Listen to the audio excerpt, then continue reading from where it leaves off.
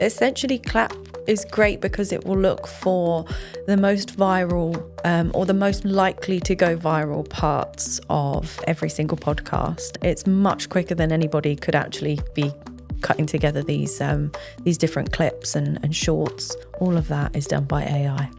I can remember days before Fireflies where essentially I would block out time in my calendar 10 minutes after every single meeting just to take my scribbled notes where I've been having to look down, not make eye contact with a customer, whether that's on Zoom or in person. I'm then blocking time out to then put that back into a CRM.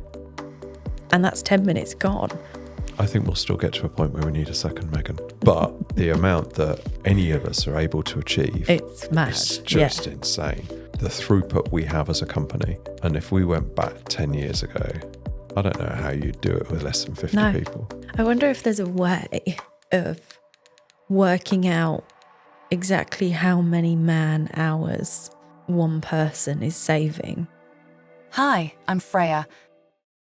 Welcome to the Skynet Chronicles, Business in the AI Age, the podcast that dives deep into the world where artificial intelligence meets business. Join us as we explore the latest trends, challenges, and opportunities in this ever-evolving landscape. From innovative startups to established enterprises, we'll uncover the secrets behind the successful integration of AI technologies. So grab a cup of coffee, sit back, and get ready to unlock the mysteries of business in the AI age. Right, good morning, Meg. I'll just do another quick swoosh. Sort the hair out. It's okay, we're all good now. Morning. Welcome. Thank you very much. So today we're going to talk about your job at Project Rising and the different AI tools you use in order to be successful. When we recruited you to be a sales and account manager. We definitely didn't mention marketing, but you've definitely taken on marketing within your role as well, haven't you? Yeah, happily as well. I really enjoy it. So obviously you're spread in lots of different directions. You're maintaining account relationships. You're getting a feel for what things could be different, what requests we get from the customer on the software we've already deployed, how we can convert their requests for content into future phases of work. You're also helping close new customers, and you're helping to share the story of the work that we're doing at Project Rising to a wider audience. So I don't think sales and marketing should be in that order. I think it's marketing and sales in terms of the logical process order. So let's start with marketing. Okay. We do this podcast and we have conversations with our customers. The lovely folks here at Aldraw then edit that video and turn it from being 3 cameras of fun into a seamless video. But you then do some magic with that in order to create the social media content, don't you? I do, yeah. So talk about that process. So we use a software called Klapp. Essentially, I take the YouTube recording and Klapp does a lot of the heavy lifting. And essentially, Klapp is great because it will look for the most viral or the most likely to go viral parts of every single podcast. It grades it on its virality score out of 100. Usually everything that we use is above 60. And it takes a little while to kind of process the video, but once it's done, it's much quicker than anybody could actually be cutting together these different clips and shorts. I make sure every single one is under a minute so that it's nice and short and catchy. But the rest is really done for me. So the captions, the only thing that I might have to do is change a little bit of American spelling.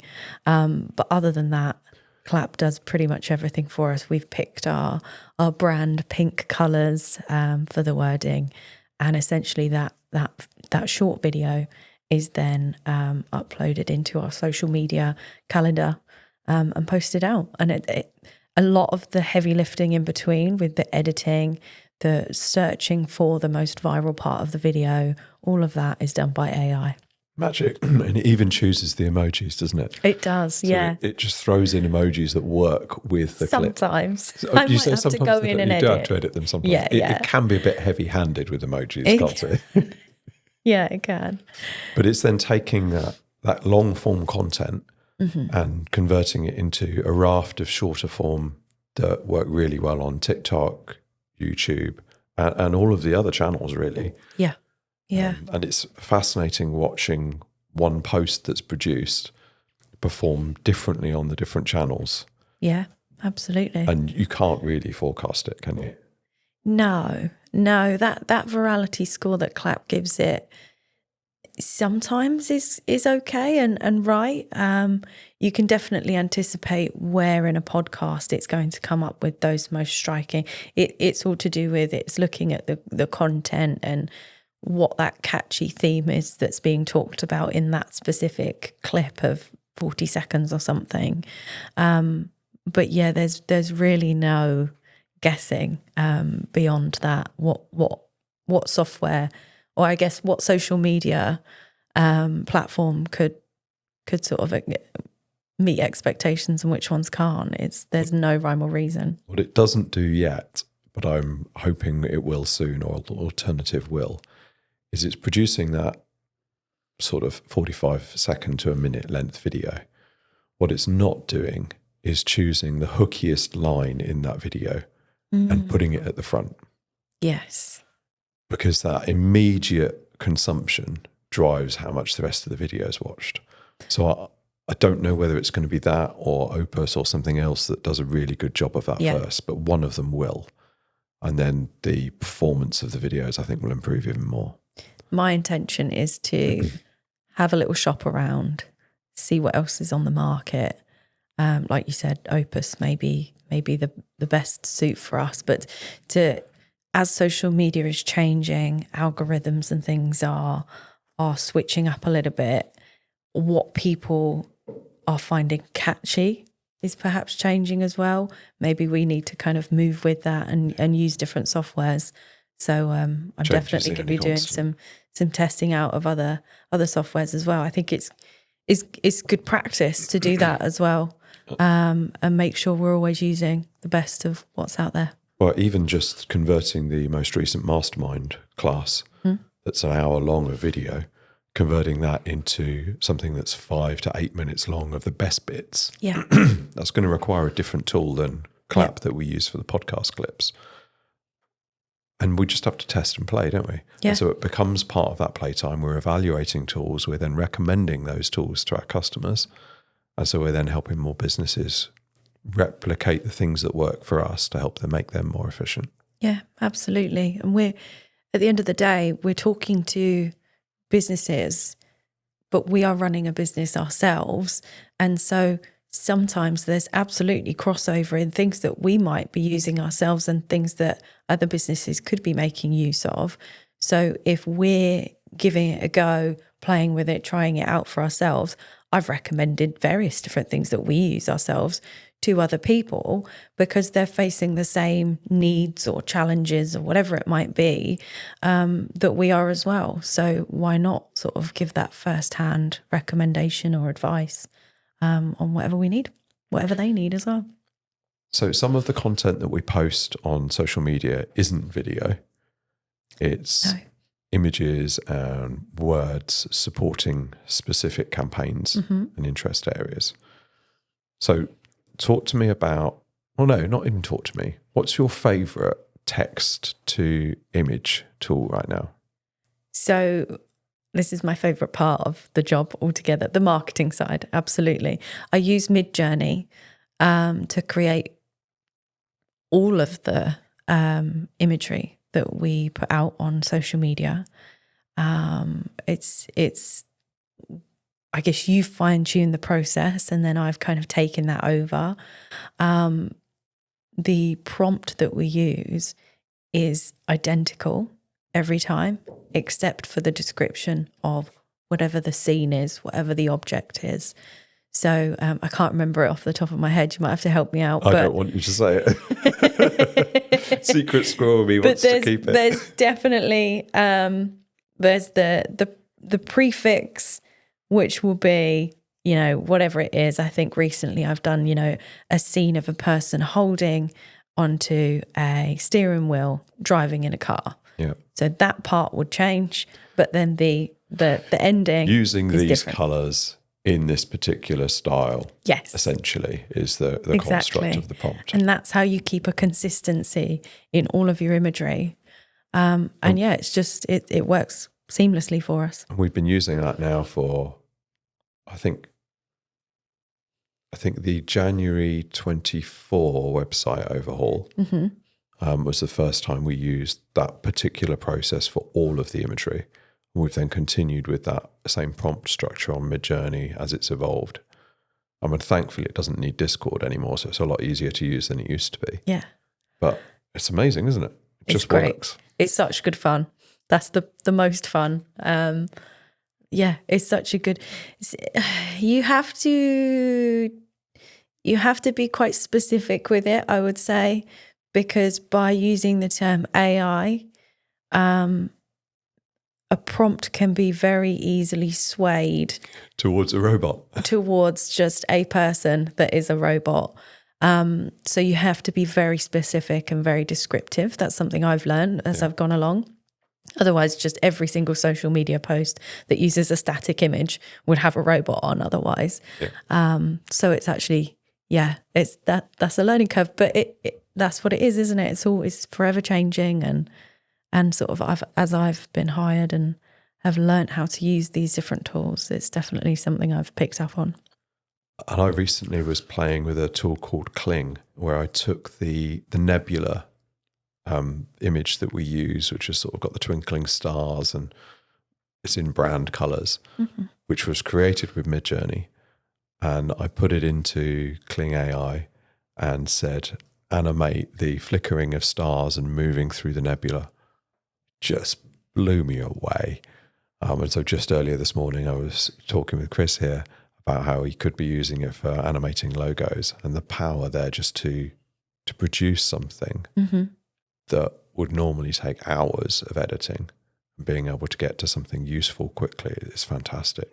It's just democratization of capability. Yeah.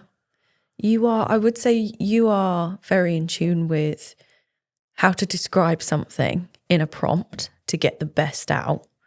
And that's something that I think when it's imagery and you're creating something, you have to be quite specific about.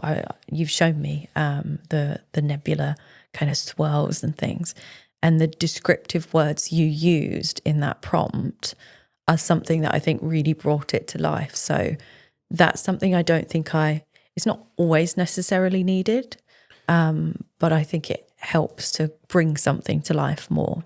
And I think that's prompt engineering in general. Yeah.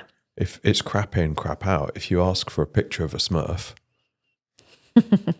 versus describing the scenes, describing the characteristic traits, describing what it's doing, you get so much more. And so whether you're interacting with text to image, text to video, or just text to text, how you describe something and what you're trying to achieve, and the more descriptive you are, especially with the more capable reasoning models, it makes a huge difference. Yeah.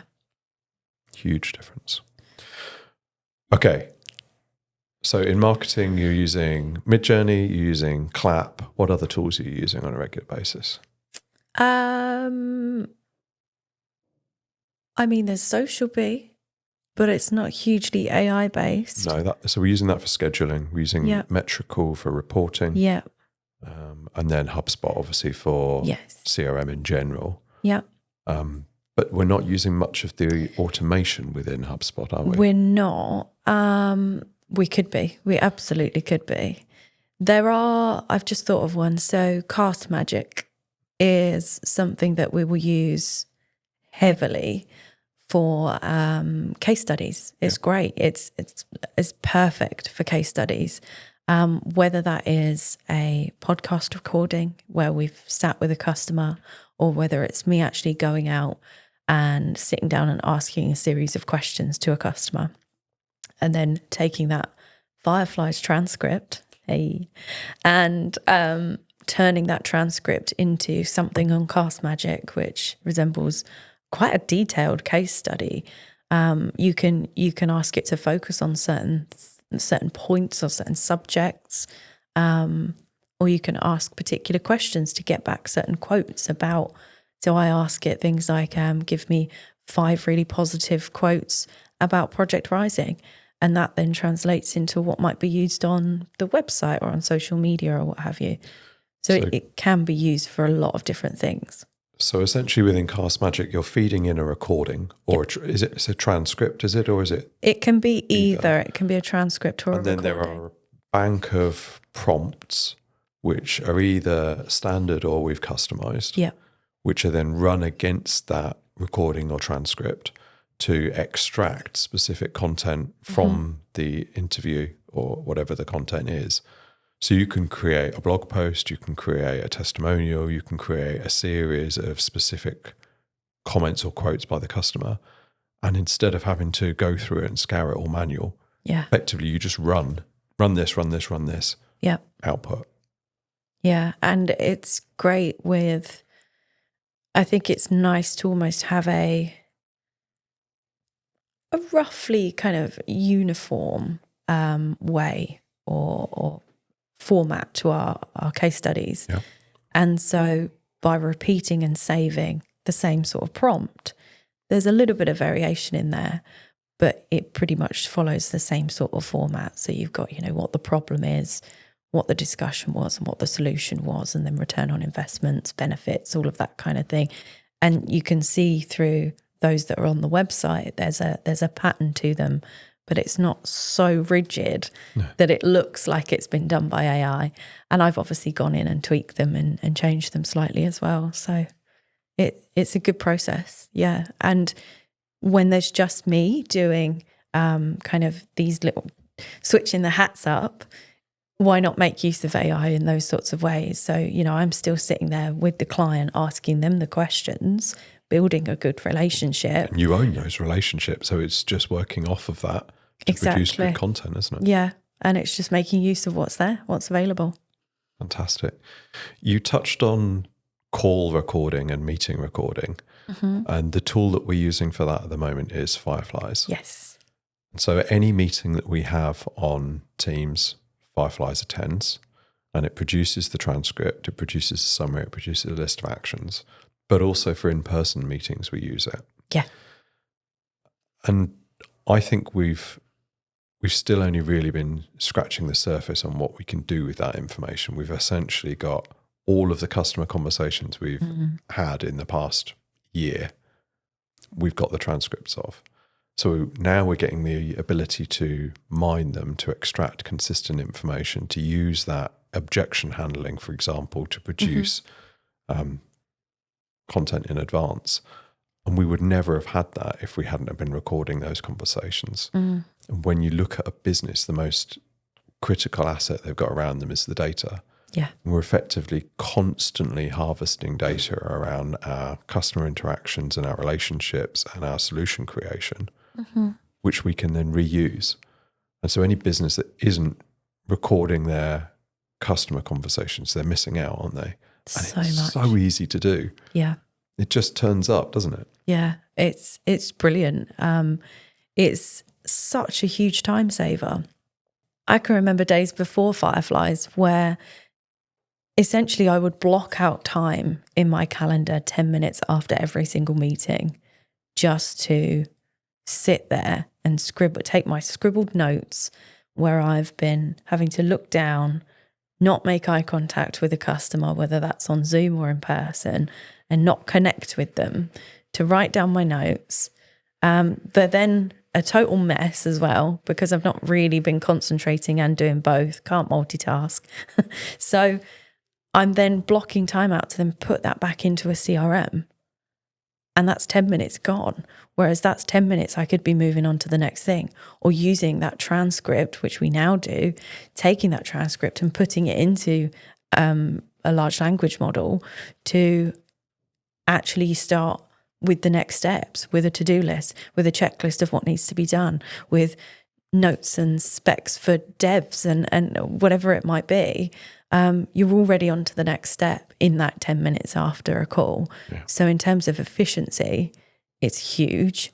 But in terms of actually the like you say, the data collection and what we're collecting in terms of the company's intentions and whatever, it can be looked back on as well if we ever need to, which can sometimes be a lifesaver.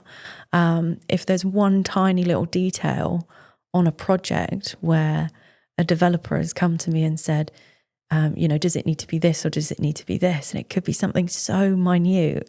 I'm like, that's fine. I can just go back and ask check the transcript or listen to the recording and find out exactly what was decided. And that's But just that ability brilliant. to ask a meeting questions. Yeah. Who said this? Ding. Yeah. What were they talking about? This. Yeah. It's magic. It really is. From an account management perspective, it's awesome because there doesn't have to be.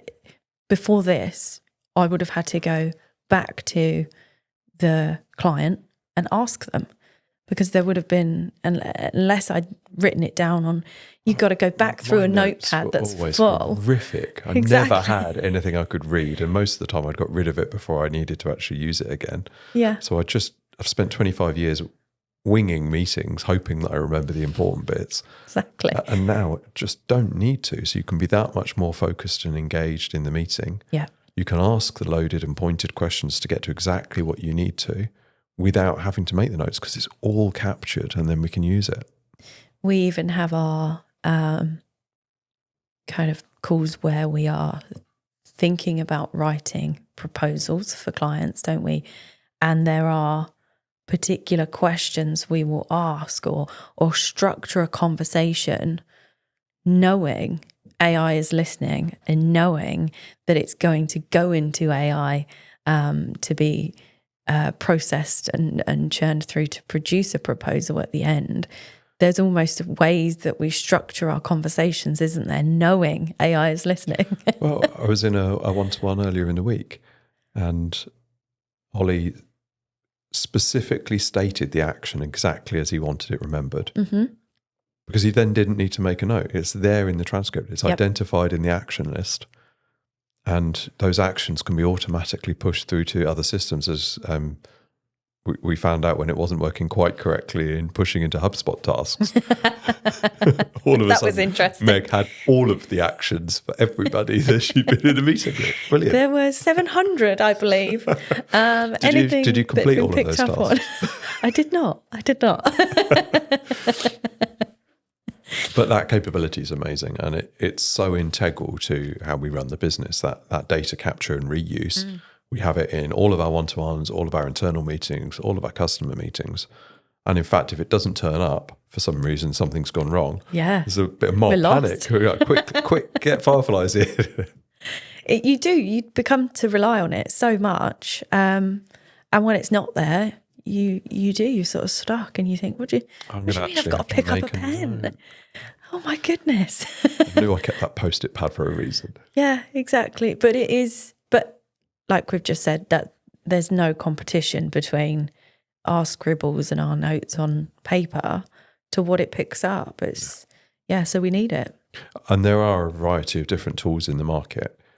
But when we did original testing, and I put them through the swearing test to see which one of them accurately recorded what I said, and there was only one.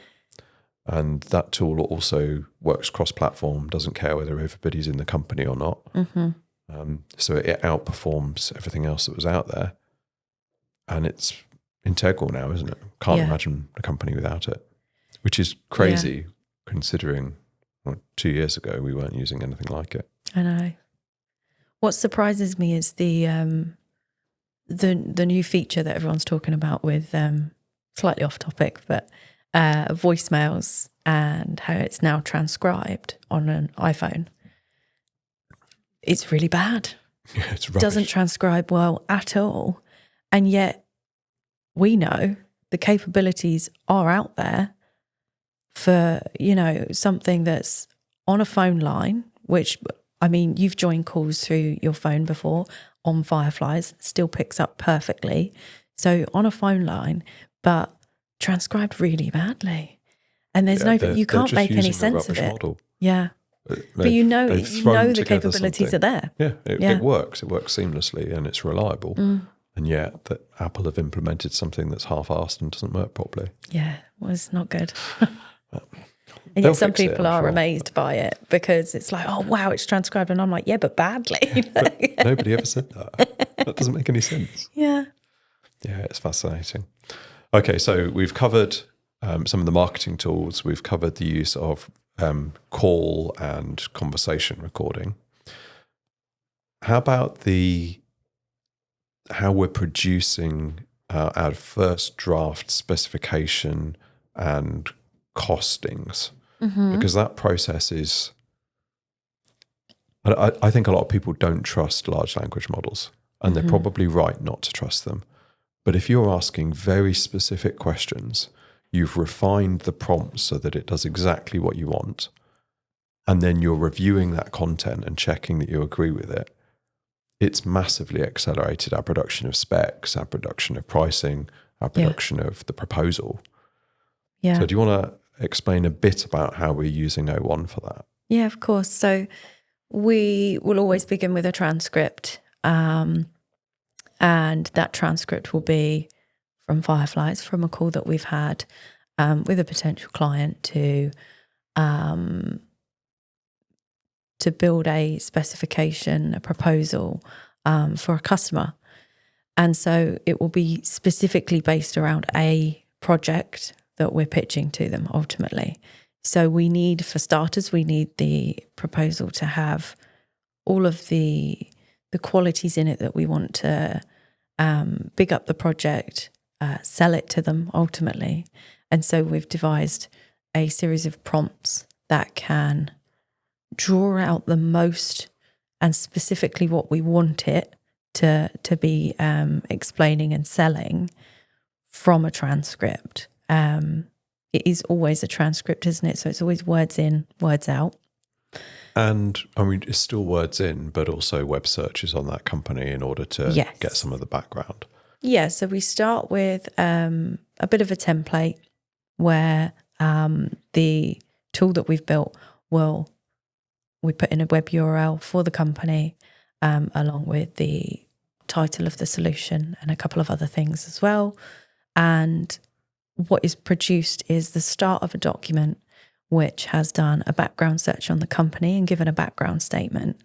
Then we work on a major opportunity statement, a solution statement, a problem statement, and that's the beginning of the document. So it's really sort of laying everything out as we've sort of understood it and how the company to our is. consistent format. Yes, exactly.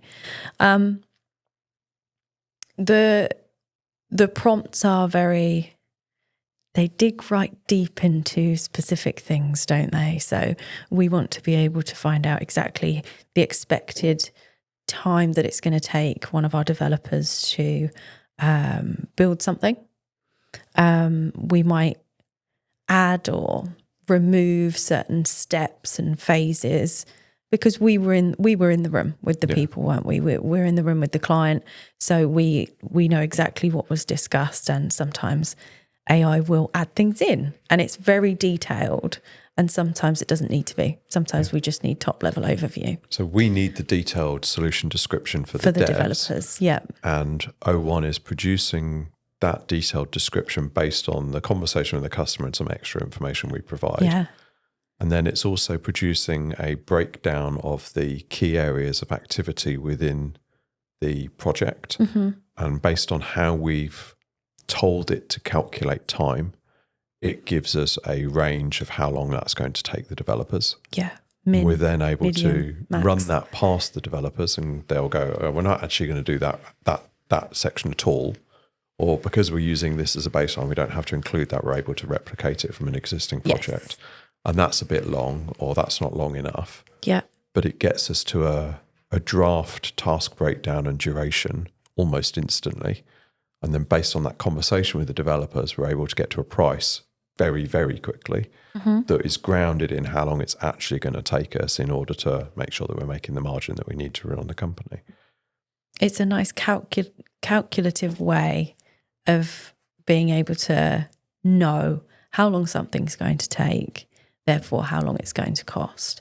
And it means that that burden, not that burden, but that can be taken, that job can be taken off of you slightly, can't it? I can then go ahead and sort of make these first drafts, and all I have to do is run it by you at the end to make sure you're happy with it, rather than it being, you know, a very sort of labour intensive back and forth. And we'll get task. to a point where I don't have to have any involvement in it, and then happy days, because pricing and specs are things that should be driven by development and the customer requirements versus needing my eye. So I think we've now got a process that allows us to move more quickly, allows me to focus on having the conversations with customers about something new I've been playing with or the team's been playing with, versus just spending our time working on the proposal process. It's exciting. And I think the consistency we're getting in there and the level of detail that we're able to get from using O1, which just wasn't possible with any of the previous models. And now baking that into our application now that we've got access to it over the API. Yep. Thank you, OpenAI. It is brilliant because it just means that we can make it seamless. Yeah. Yeah. Always evolving, always looking for like new ways that we can make even our processes much easier and much simpler, aren't we? Yeah. And that then carries on down, because the proposal tool that we're building into the toolkit will take on some of these abilities and will offer those as configurable modules within it. You want to knock out a proposal. Do you want to include pricing? How are you calculating pricing? Here's the model in order, and it can then be consistent.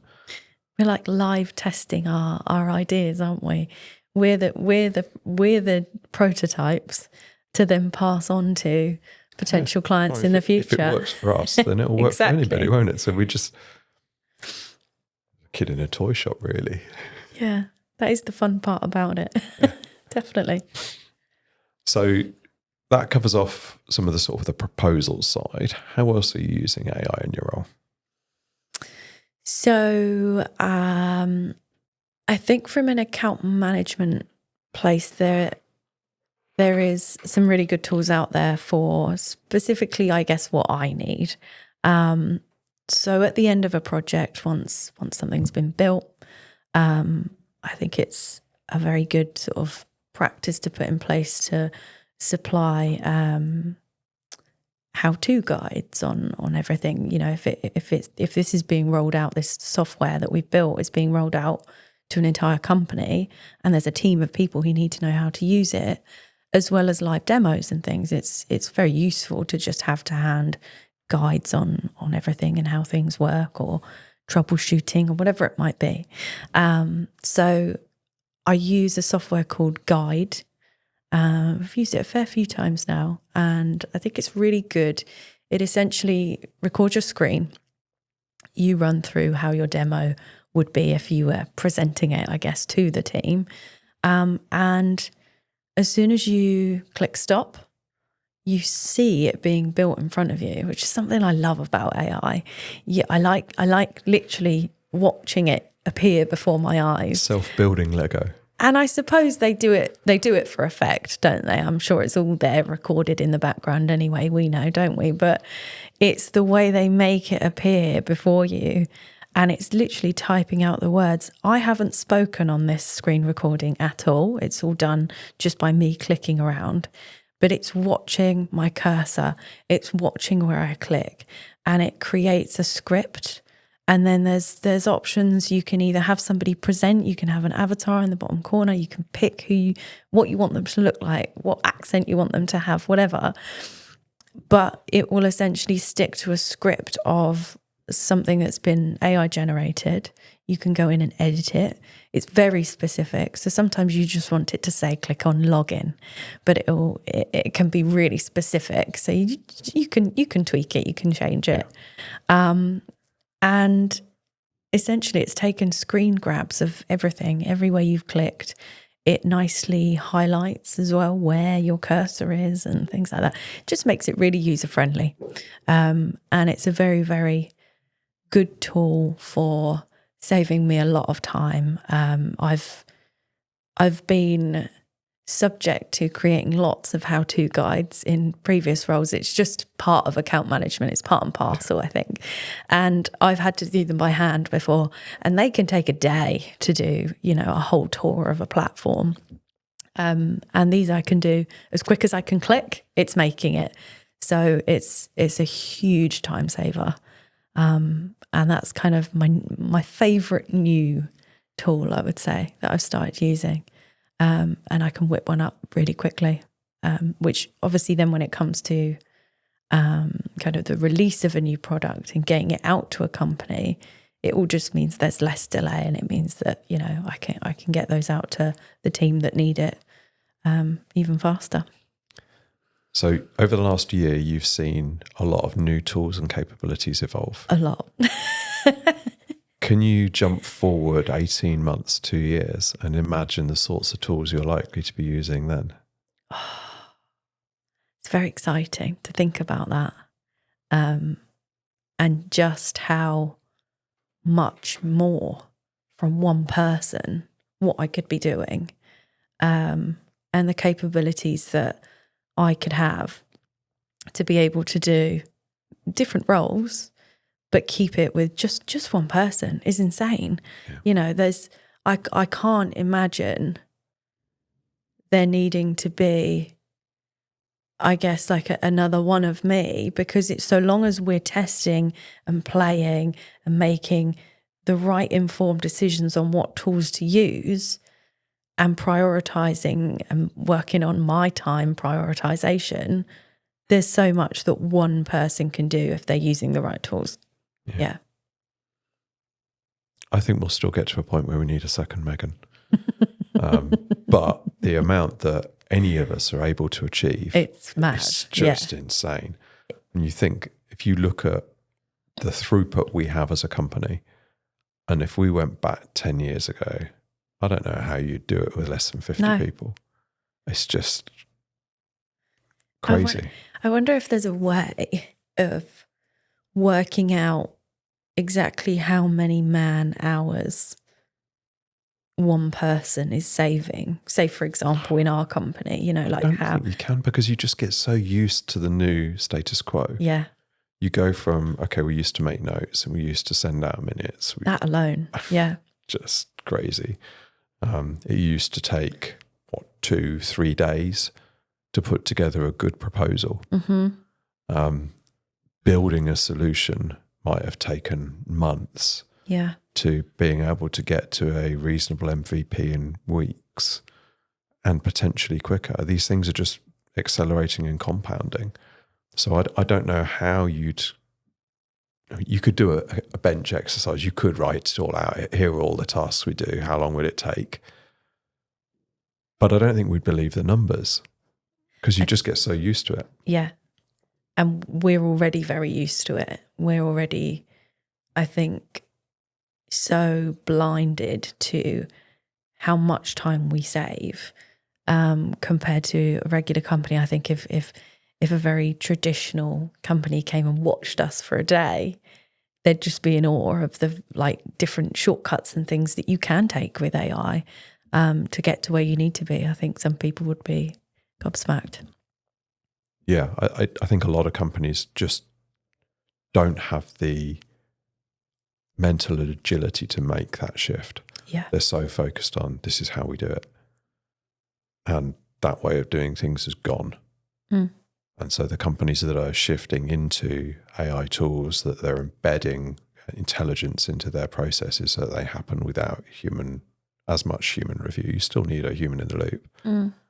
Compared to traditional businesses, it's just doesn't make any sense. You can't operate in that way. No. And be able to be high performing now. No. We set aside time within our week to play with new tools. And even if we come away from that time and are thinking, do you know what, I don't think that's for us, some people might see that as a waste of time. That's time wasted. Oh, you could have been doing, this, and this instead. But I think that's the difference between us and other companies out there, is it's not wasted time, because we could have looked into that. That could have been the next best thing for us. And obviously, sort of over time, the chances are, if you're playing with that many tools, some of them are going to be great, and they're going to be put to work. But I think that's the difference between sort of an agile company who are looking to move forward and forever changing and being able to keep with the times, compared to someone who might be a little bit more static or ahead of the curve, of course. Yeah. It's just part and parcel of the industry, I think, isn't it, for us? But maybe we take it for granted. Well, I think we do, but we learn from it too. So we're able to share those findings. Yeah. When somebody goes, oh, what's the best tool for this? Well, we tried this, and this. And based on the analysis in playtime, we recommend that one. And this is the tool we're using internally, and this is how we're using it. Yeah. It's all from experience. It's priceless for other people, isn't it? Yeah. Yeah.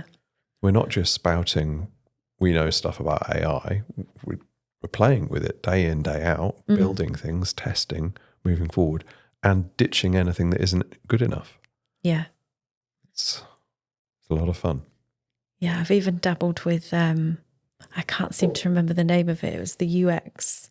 Oh, UX Pilot. UX Pilot. Yeah, that's good. I think I'm not a UX designer, but put a UX designer on that, and the possibilities, it was awesome. Yeah. And I guess that's just me dabbling in another world of... Yeah, customer journey mapping to user interface is something that's evolving very quickly, and being able to, again, go from a conversation with a customer to, in order to achieve that ideal, here's the best user interface, and then converting that into an application is moving very quickly. Yeah, and, it was and good. You can get something pretty basic almost instantly. But what I was putting in was bringing back okay stuff. But yeah, with a better prompt, it would be insane. Yeah, and then that being then handed off to a development environment, which is also working with AI in order to produce content. Yeah, amazing. Yeah, it's good. So it's not going to stop, is it? No, I don't want it to. You don't want it to? It's great fun. Can you imagine going back to EdTech? No, if I did, it would feel like going back to the dark ages, I think. Education technology itself is really accepting AI into its world. But I don't think the companies that are running the education technology are doing everything that they could be. But perhaps that's just, the education's not there in themselves to know, because I didn't before I started working here. It's like any industry. It's just opening your eyes to the possibilities. I do think it's more advanced than other industries, but everybody's got a way to go, haven't they? I think so. There is no end, is there? Right. And that's why this journey, this transition, is so important, that we're telling as many people as possible what's possible. Yeah. Because if you don't get involved, you're just being left behind. Yeah. And I say that and people look at me like, you're just trying to sell. Actually, I'm not. I just want you to benefit from it. Look, just try this, this and this. You don't need anything from us. Just use these tools and tell me whether it worked for you or not. And if it did, let us know what else you're struggling with. Yeah. Because there's so much potential. We don't need to sell solutions, because we can describe how to be more efficient, and then companies will want to embed some of that capability, and then that becomes a service for us. Yeah. Yeah. It's just getting a toe in the door, isn't it? A step closer to convincing people, hey, look what it can do. Go and use it for yourself. You don't need to hear me kind of preaching about it. I'm a really bad salesperson, because it's not about the sale for me. It's about helping companies. And sometimes that means we help them and we don't make any money from them. And so be it. If they're then able to say, well, we were working with Tim and the team at Project Rising, and they just told us we needed this. They know their stuff. Something good will come of it. It's that give us gain mentality. We don't need to benefit from every customer interaction or conversation we have. We're just helping to spread the word of what's possible. Yeah. Absolutely. And there's a lot to spread, isn't there? There's a lot out there, a lot of new advances, a lot of good news stories for AI. And it's always a hot topic, isn't it? Anytime you bring up AI, even if it's just you. I know, talking about weddings earlier, if you're at a wedding and you sat next to somebody you don't know, oh, what do you do for work? Oh, I work in AI. And that's it. You're off. There's a conversation starter. Yeah, even if it is very quickly about robots. It could be anything, couldn't it? But yeah, Terminator will come up. At some point in some conversation, it's guaranteed. Yeah. So what's the thing that you're most looking forward to using AI in the next 3 months? I think it would be great to get my teeth into a voice AI project. It's not something that we as a company have explored in voice AI projects, but for me, I would love to explore that a lot more and the capabilities, and hopefully there is a project sort of on the horizon where even if it's just on the account management side, I get to dig my teeth into. Sold. So let's make a Meg voice assistant. I mean, I have dabbled with cloning my own voice before. Well, so let's do a complex clone. I think we need greater than 10 minutes of you speaking. Okay. But then from that, we'll create a clone and we'll do some test customer calls, because then they know that we're going to be using AI and they're comfortable with that. Absolutely.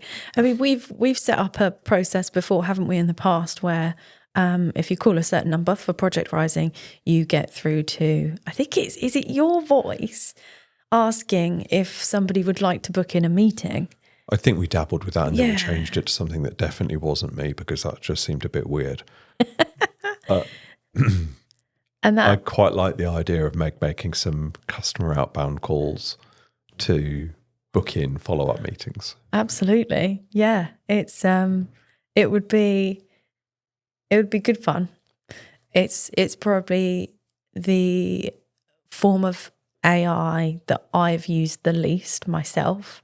I've used it for some funny presentations and things where I've cloned my voice and welcomed people, and it's memorable. People have remembered that I've done the presentation to, but it's one of the lesser modes that I've experimented with. It's not very widely adopted yet either, but the capabilities are there. And it's only getting better and better, isn't it? I think even since I started at Project Rising, I've seen a huge difference. I've seen a really significant sort of increase in new releases every couple of weeks from one of the companies behind it. Yeah. That's definitely the next box to tick off, I think, for me. Okay, cool, done. Exciting. Right, we better go back and start planning that one then. I want to start playing. Absolutely. And again, it just means that when I'm sitting opposite a client, it means I know a lot more about it and have used it firsthand. We keep coming back to, really. It's all about knowing it ourselves, isn't it? So that we can talk about it and recommend it. Fantastic. I think that's a great place to stop.